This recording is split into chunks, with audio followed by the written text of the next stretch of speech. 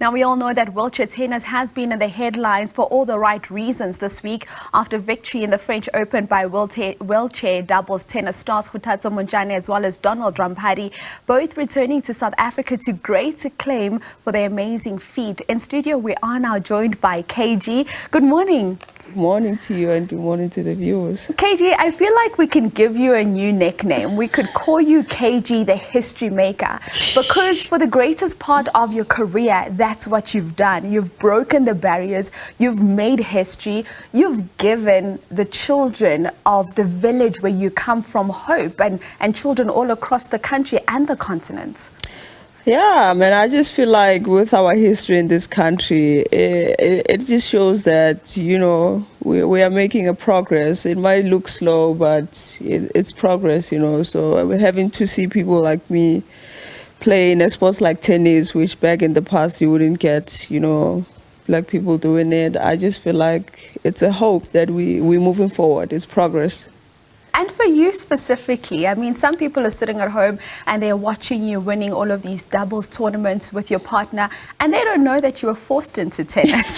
Tell us more about that story for those that are sitting at home and don't know that this wasn't actually your first choice. Yeah, I mean, I've always been into sport at school, you know, but with tennis, I was in matric when it came to my attention that I have to go play, and I wasn't so interested, you know, because I just felt like I'm in matric. I've been doing so many activities at school. I just didn't have a room for it. So they sort of pushed me into it. But when I went to university the following year, I still wanted to play sport. But wheelchair tennis was the only active, you know, sports for people with disabilities. So I just thought I'll just push time with it.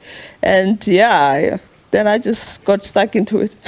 And you get stuck into it and you realize that you've actually got so much potential, because some people start playing tennis at a very young age. But for you, you were 19 years old when you proper got into it. But we look at what you've been able to achieve since 19. You started late, but it also just speaks to your ambition, the things that you've been able to achieve, being the first Black South African woman to play at Wimbledon. What does this mean to you, and what does it say about your dedication and your commitment?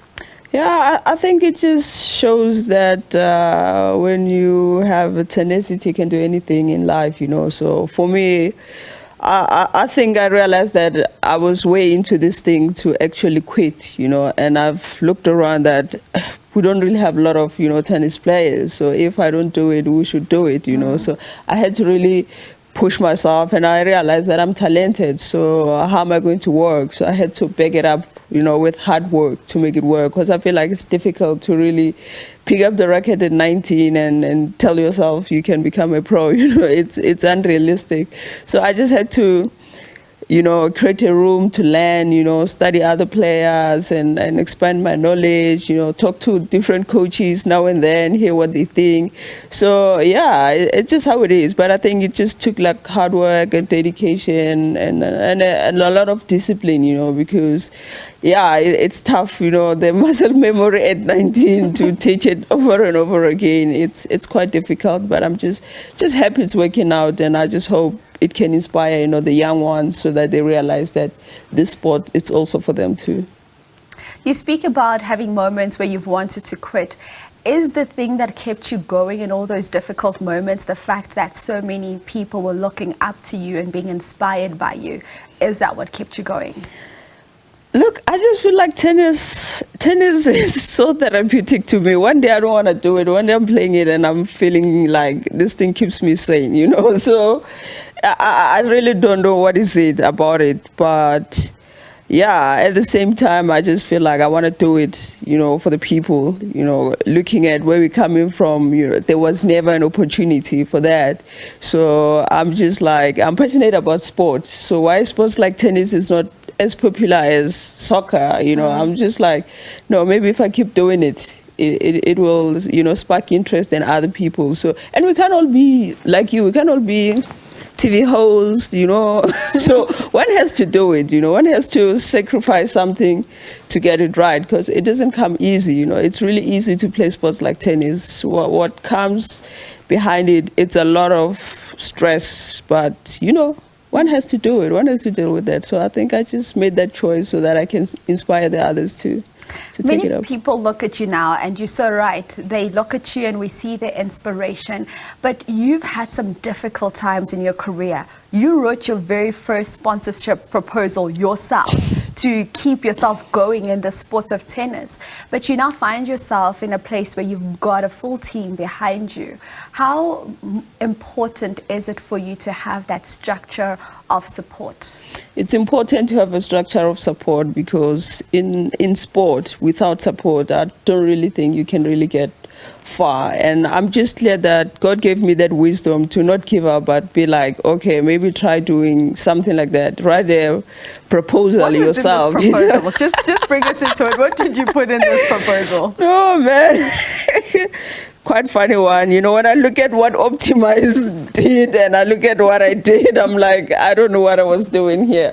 I was just trying my luck, you know, but it's really important to really have people who are really backing you, because as athletes, what comes behind becoming a pro, it's a lot of stuff, you know. So having a proper team or representative who will go out and look for all the necessary resources that you need, you know, so that you can become the best in the world. You know, it's really important, because without support as an athlete, I tell you, like, there's literally no future. You can have talent, but without support, you're not going anywhere. So it's really important that we keep preaching this thing, that support athletes, because that's how, you know, we're going to have a lot of champions from this country. And I mean, we've seen your journey, and I think for as long as I can remember, you've always been South Africa's #1 wheelchair tennis player. But you always used to speak about how, for you, you need that validation of a Grand Slam to make everything almost make sense to you. And you come back to South Africa this time around from Roland Garros, and you finally have this Grand Slam title. Just imagine a tennis player without a Grand Slam, man. It's not a done deal if the Grand Slam is not there. So I'm just happy that, you know, this moment, you know, came, you know. But I still feel like I should have been specific when I was like, God, I need a Grand Slam. I should have been specific which one I which one I want. You should have said, God, I want the singles. Yeah, I want the singles first. But you know what? It's never too late. You know, I'm still into the sport. I still believe that I can push for those singles Grand Slam. I think with all my sponsors and the support that I have, it's attainable, it's achievable, and everyone is supporting me. So I just hope I can bring it home one day and to sum it up with the doubles, but many more, you know, to come for sure. And I mean, I think it's such a big moment, Kgothatso, because the last time I think we had a South African winning a Grand Slam out at Roland at this level was probably in the 2000s, like the early 2000s. And you've done it now, and it just speaks to your ambition, just saying, yes, I've got the doubles, but I still want the singles.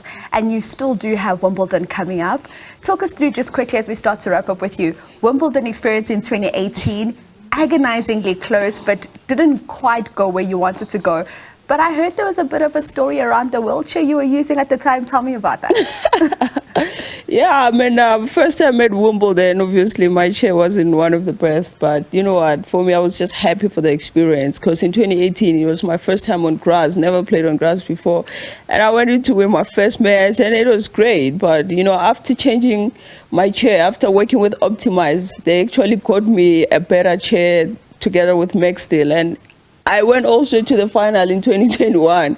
So you can imagine, if you can get to the singles final Grand Slam and you don't believe you can win it, then I don't know. So for me, I just feel like I got the taste of singles Grand Slam final. So now I just feel like I'm closer to really getting the title. But then it comes back to, if you have better resources, you know, it shows how far you can really go, you know. So yeah, I mean, still working hard. I just feel like my team is really pushing me hard to be at the same level as those players out there.